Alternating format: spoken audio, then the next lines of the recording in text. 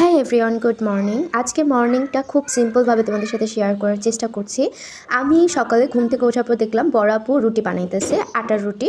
So আমি চিন্তা করলাম রুটির সাথে আপু বলছিল ডিম পোস্ট খাবে, তো আমি বললাম প্রতিদিন এক নাস্তার থেকে একটু ভিন্ন কিছু করা যাক।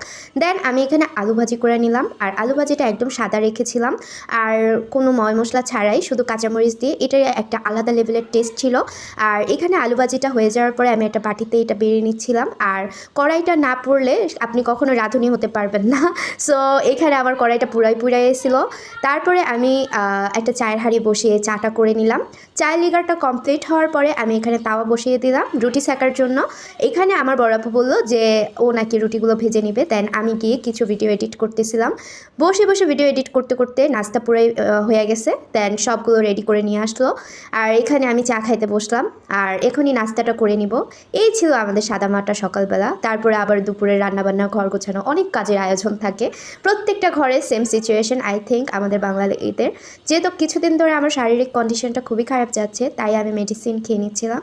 এই ছিল আমার আজকে মর্নিং ভ্লগ। সো ভালো থাকবেন, সুস্থ থাকবেন, আল্লাহ হাফিজ।